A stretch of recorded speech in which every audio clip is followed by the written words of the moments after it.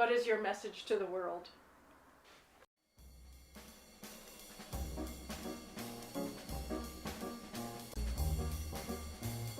I grew up in Miami, Florida. I did a couple of rebellious things from my family's point of view, like spend nights alone in the Everglades with no idea what would happen to me. I'll tell you what happens to you. You get bit by mosquitoes Yeah. so badly you'll remember it the rest of your life. I mean, I was covered with mosquito bites and poison ivy. But I did that. I did that to see what it was. I really found out what it was. I also had the opportunity, because my stepfather was a doctor who owned some property in the Keys, to go to wild places in the Florida Keys. It's really something to be a kid in tourist culture and go out in a boat of your own, not guided, and get off a boat and walk in mangrove water up to your knees and waist. That's something everybody should do. Neat. That's neat. That's a baptism, Yeah. because those places are crawling with life, just crawling. Yeah. And it was a real education. We as a species need wild places because we are animals, because we are part of the continuity of nature ourselves.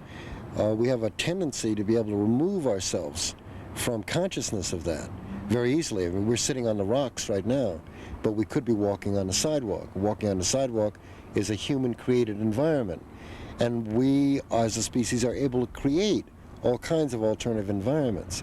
But we will always be part of the interdependence of the planetary biosphere. We'll always be connected to other plants and animals by our natural functions.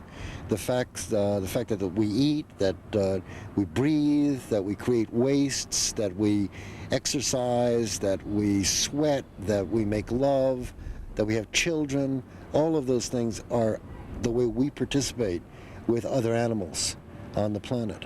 And we need wild places to remind us of our heritage, and not our past, not our animal past, our animal present, our animal future. We're on the same footing as hawks, bears, caterpillars, worms, algae, bacteria. We're all the same thing.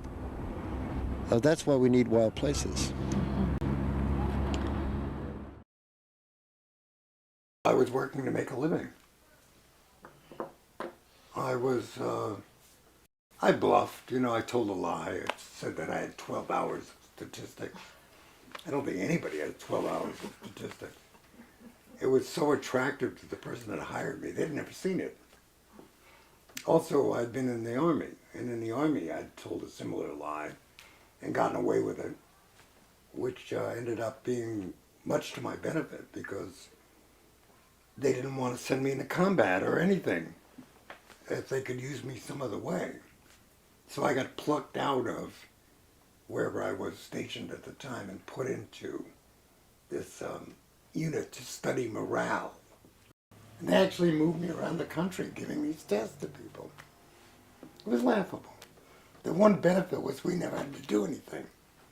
We didn't have to shine our shoes or any of that military crap. We could just show up and with our shirts hanging out. And they would say, "Oh, you're the psychology people." Yeah, that's right.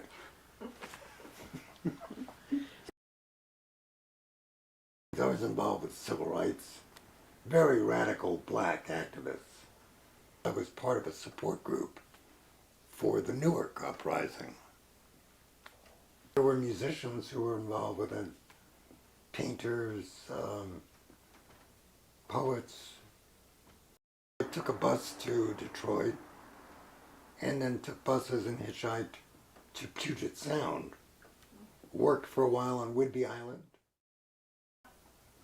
and jumped a freight in Portland.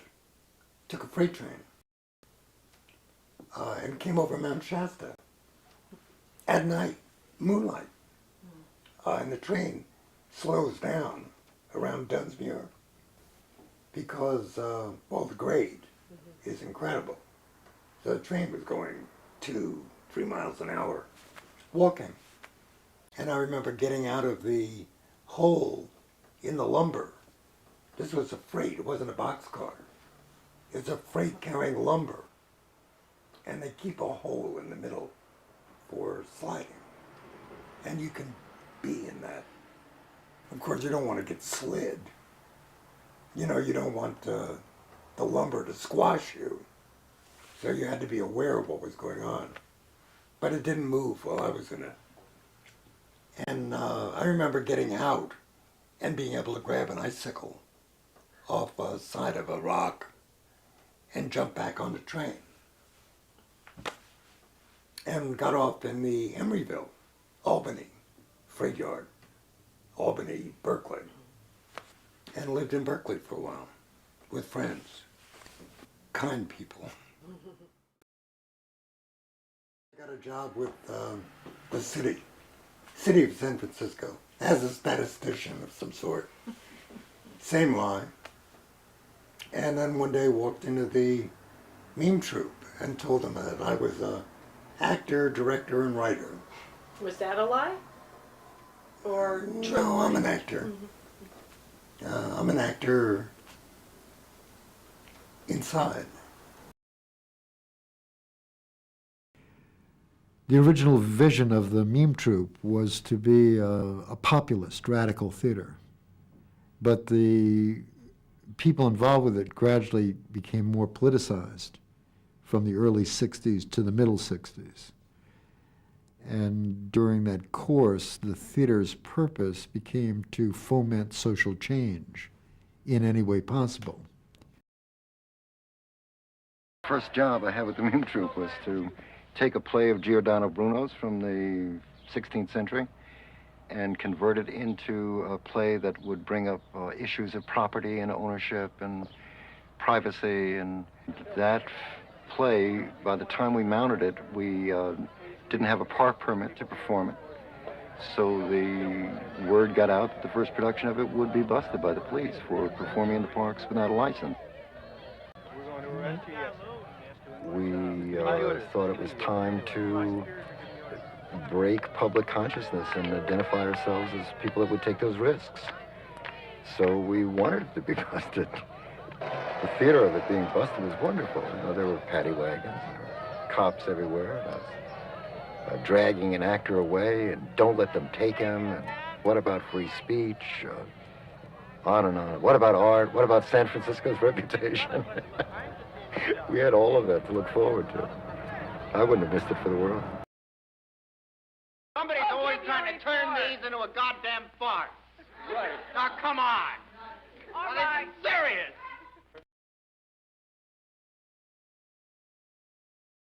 The Diggers began as theater. They were a continuation of the meme troupe idea of having free theater in the park.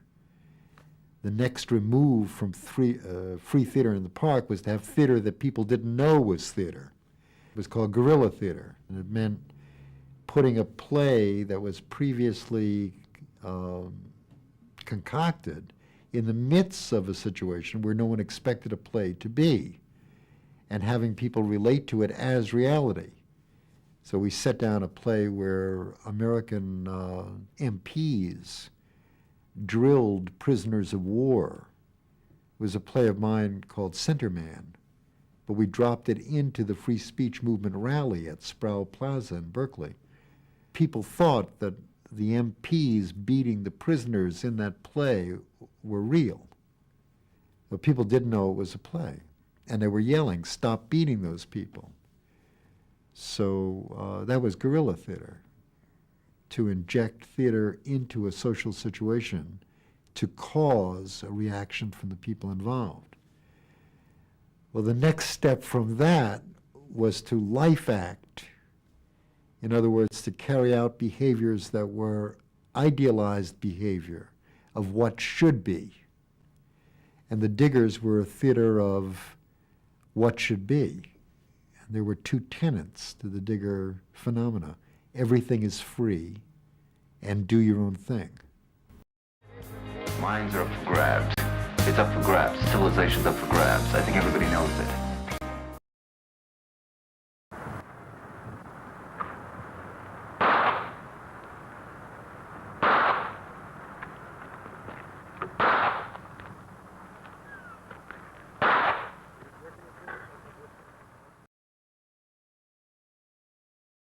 The street theater that we had been doing was now going to be acted out as an alternative society where food, shelter, entertainment was going to be free without ideology.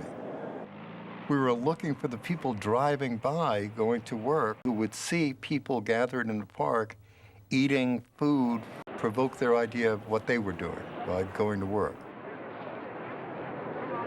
The first time we made food in the park, the place where we made it was near the Haight-Ashbury, but we chose the place because in the morning and afternoon, cars went by of people going to work. So we not only made a dairy can, milk can full of stew and served it free to people, but we did it inside a frame that was 12 feet by 12 feet, a very big frame. You know, a frame this size, painted orange. So you couldn't miss it. You could not miss this thing. So if you were in a car, what you saw was a painting of people in the park having free food. And the reason we did this was because John Cage had said, if you put a frame around anything, it is art. And because we said that when you did things free, you were doing it in a free frame of reference.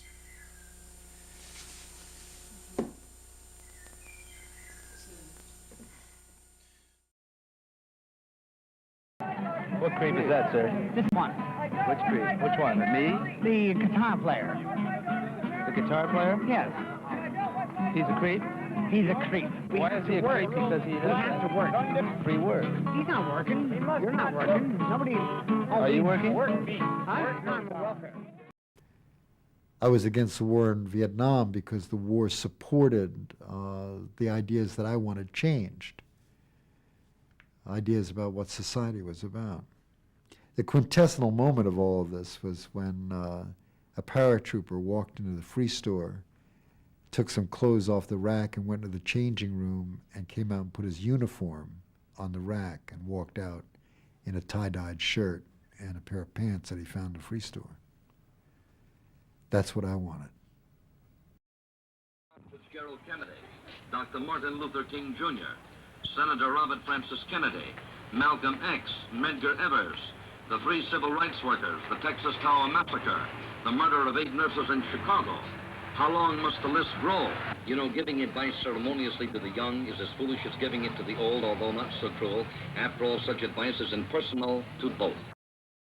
For most people, it was very confusing because so much activity had gone into creating the diggers that they didn't know what to do next. And people were asking me, what should we do now? And I said, what would you like to do? Meaning, let's go on and decide what the next evolutionary step will be. And for some people, it meant going to the country. For some people, it meant dropping out of the digger thing and being on drugs for a long period of time. For some people, it was to make a caravan and go across the country spreading the digger idea. What happened, though, over time was that the people that kept doing it became a large family. And as a family, they began supporting each other. That group of people was a couple of hundred. Well, I've always been interested in human ecology. And human ecology, of course, is to relate to basic human needs: food, shelter, energy, materials. And while we were doing the diggers in San Francisco's Haight-Ashbury, the idea of being connected with the land became very obvious because we were going out to farms and gleaning fields to bring in potatoes, tomatoes, onions, to feed the people that were coming into San Francisco for what was called the hippie rebellion.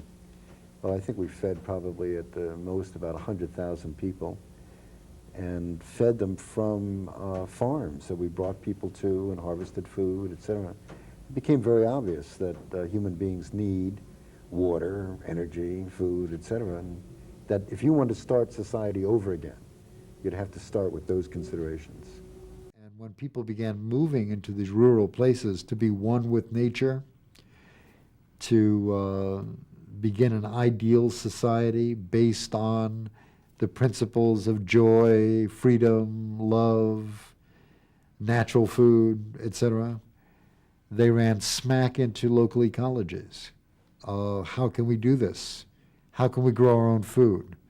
What's the kind of energy that we should be using? How should we cook? What food should we eat? How should we have children? How should we raise our children?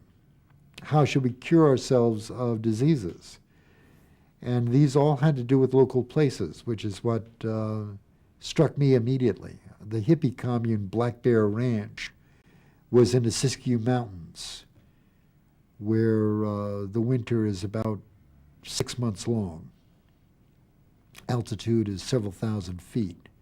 It snowed in during the winter. I spent a snowed-in winter at Black Bear Ranch. We were down to our own resources. So ecology ideas became very prominent. My own dissatisfaction with the situation was that we were isolated. And in that isolation, without any sort of reciprocity with other people like ourselves, we became very ingrown. So I feared that not a lot would come out of it unless people could relate to each other better. So it became interesting to me to formulate an idea that we could use as a common basis, even if we were in backwoods rural communes. What could be a common basis for people who had been through the 60s together to keep the spirit of that still alive? And because of that, I and a number of other people traveled across the country and made videotape of other communal groups and brought tapes from one group to the other. I called it Home Skin, Video Pony Express. And it was effective. People would see other groups and say, oh, they're just like we are. I'm talking about from Vancouver, Canada to southern Nevada to Colorado, Pennsylvania, New York. Eventually ended up in Maine, and in Maine decided to go to Nova Scotia, talked to a poet friend there about the idea of bioregions, meaning natural geographies that people live in. Went to the UN Environment Conference in Stockholm. The 1972 Environment Conference in Stockholm, Sweden, the first environmental conference. There were 10,000 people there that were in the streets who had come from all over the planet. I called them the planetariat, had shown up to demonstrate that they wanted to identify with the planetary biosphere, with life on Earth. But they weren't allowed in any of the meetings. The meetings were of representatives of nation states. So as a result, we had to think of a way to think of our place and where we lived in ecological terms, that we were really citizens of that ecological place. And that's where the idea of a bioregion came from. Planet Drum is an ecological educational group that was founded to think of ways to harmonize human society with natural processes of the planet. In the middle 70s, the idea of a bioregion was created by the ecologist Raymond Dassman and myself to mean a geographic area that is continuous in natural terms, has the same plants and animals, landforms, watersheds, and is a natural unit for people to think of as a whole. I think Planet Drum's origins lay in frustration. And the frustration was whether or not the environmental movement would ever really result in anything. From a certain point of view, environmentalism, if I can just be short and brutal about it, with keeping the styrofoam cups off the lawn. But whether or not the cups should be there in the first place or the lawn should be there is really the big question. Whether or not our society is an ecologically centered society or whether everything it does is against the environment. So environmentalism seemed to be largely operating an emergency room without having a maternity ward. So environmental despoilation isn't getting less as a result of the environmental movement. It's getting more as a result of what industrial society is doing. So there has to be a different approach to living on this planet together if we intend to preserve it or preserve inhabitability for humans and other species. And the frustration was that there didn't seem to be a way to do it at the time. And that time was 1974. The early 70s. The idea of a bioregion as a place we all share is like a free zone. And the idea that bioregions should have their own government is autonomous. That decentralization of government is a better idea ecologically is very much like the Digger idea that you should do your own thing where you live. So for me, the whole Digger sentiment has gone into an ecological sentiment where people are part of the place where they live. People are part of nature, and nature is the subject. One of the shortcomings of environmentalism was that, by and large, the major events on the planet were always happening someplace else, like whales. Now, very few people see whales, but whales were a major consideration. Rainforests are a major consideration. Cutting down a forest someplace in a very remote area was, what people should be concerned about. Whereas the way we live in the places that we inhabit now is destroying those places. We're polluting the water, we're filling landfills with lethal, I don't think they've ever done a test to find out what happens with a full baby diaper made out of plastic, cadmium battery, and a grapefruit half. Put those together, wrap them up, stick them in the ground for 50 years. I don't think any scientist has done a test to see what would result from that. So we don't know what black lagoons are waiting out there to leach out their poisons. And it's just the way we live in places that are destroying them. And if we can't save the places where we live, how are we ever going to save the whales? You follow the connection there? So the bioregional approach is, what do you do about this saying, think globally but act locally? Well, what you do is you begin to understand the place where you live and try to work for the kinds of activities that will harmonize with natural elements in that place. And in that way, perhaps we can save the biosphere by saving the parts. If we save the parts, maybe we can save the whole. Our approach is non-hierarchical, and we think of ourselves as facilitative. In other words, Planet Drum doesn't ever intend to have franchises for bioregional chapters. What we believe is that people will find out more about the places where they live, will develop forms to harmonize with those places and protect them, and that when they do that, they'll be able to relate to other people who are doing the same thing. So it's the approach that we're involved with. And if I led a workshop somewhere, it would be to help people understand the natural elements of the place where they live in not a particularly scientific way, but in a holistic way. What are the native plants and animals here? What are the unique soils? What is the specific climate of this place? What is the watershed that you live in? Probably the most important element of relating to natural systems is the watershed that you live in. Where does your food come from? Where does it go? Where does the water come from? Where does it go? How do you interact with it? So that people begin to think, oh, there are certain things we probably shouldn't do here. We probably shouldn't have a nuclear reactor, definitely, but probably we should think about renewable energy that's specific to the place where we live. For example, in the southwestern desert, water power is unthinkable. There's no water. But in the Cascade Range of North America on the Pacific coast, especially say the Olympic Peninsula where it rains 200 inches a year, then falling water as a source of power is very thinkable, very doable. So the kinds of energy that people use, the sort of food that they grow or eat, the kind of materials they use, the kinds of houses they build, are all really determined by the place where they live. And if you take a bioregional point of view about it, you either harmonize with the place and can live there for what the Native Americans in this area used to say was 7 generations. Don't make any decision unless it's good for 7 generations of time. Either you'll live harmoniously with the place or you'll destroy it. You know, there's really no middle ground. There's only treading water of a person that's essentially going to drown. There's no place else for us to go. We are where we live.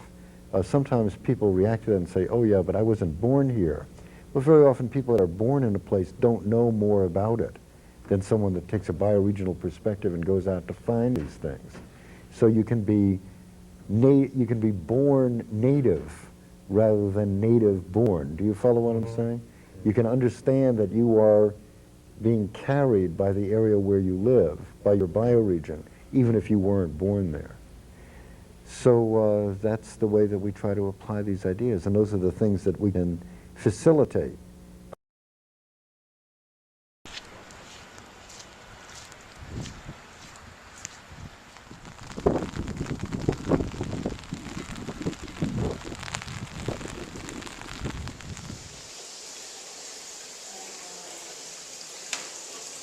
My name is Peter Berg. I'm the director of Planet Drum Foundation in San Francisco for 35 years. We've been promoting the idea of bioregions, and that's what we're talking about today. What is a bioregion? How do you recognize bioregional characteristics? And what do you do about it? How does this consciousness actually end up informing action? There is a tremendous need to not only transform our consciousness about the relationship of people to nature, but to actually begin living a different kind of life that is geared toward blending with nature.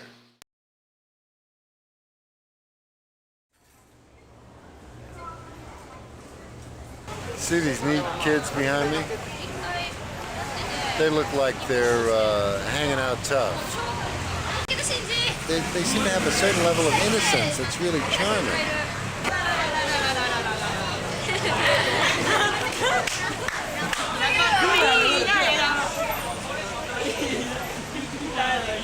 Yay!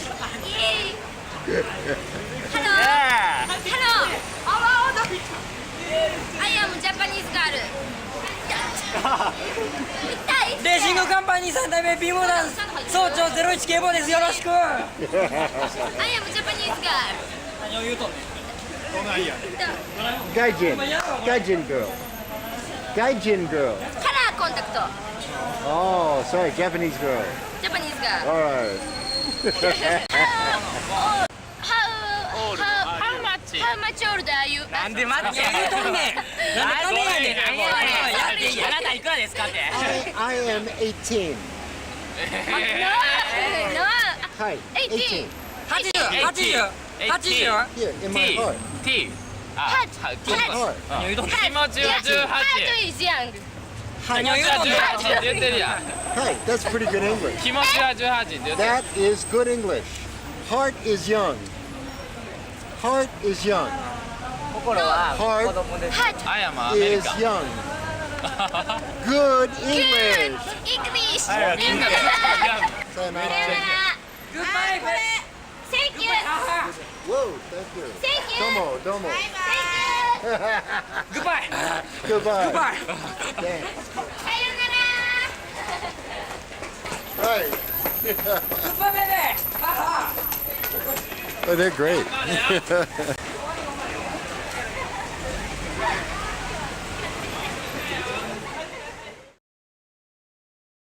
What is your message to the world?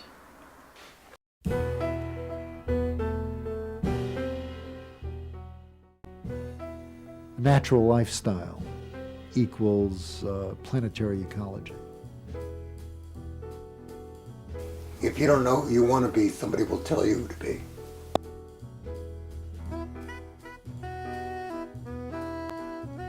I'm not a person that's ever been identified as a spiritual type. In fact, someone recently described me as being thoroughly secular. But I know what dawn standing on the beach feels like. And I know what standing on a mountain feels like. And those feelings are that you are totally involved with the rest of the universe. And the fact that you are totally involved with the rest of the universe, and you only realize it some of the time. The rest of the time you're doing interviews, or you're writing, or you're walking, or you're trying to remember what to buy at the store, or whatever you're doing. You're part of the infinite universe, and that is as high as we get. That's it. That's the sacred part of all of us. Being useful, really important. There needs to be a new idea, or a more fleshed out idea of what a human being is in reference to sharing the biosphere with other life. The current notion of that, even in its most benevolent form, is inadequate to the problem.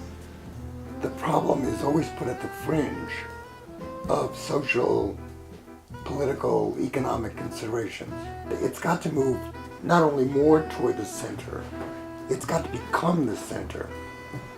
So ecological identity of a human being has to become the central identity of a human being in order to get through the crisis that we're presently involved with. How are we going to get from the present idea of a person who is consuming resources and creating a garbage planet to a person who is interdependent with other species and the natural processes of the biosphere? Now, people are dying for Islam, are dying for Christianity. Oh, how about dying for what's killing us? I have grandchildren. You know, I have a granddaughter. I have an 11-year-old granddaughter who is in love with nature. I want her to have children. I want her to prosper. Miraculous world.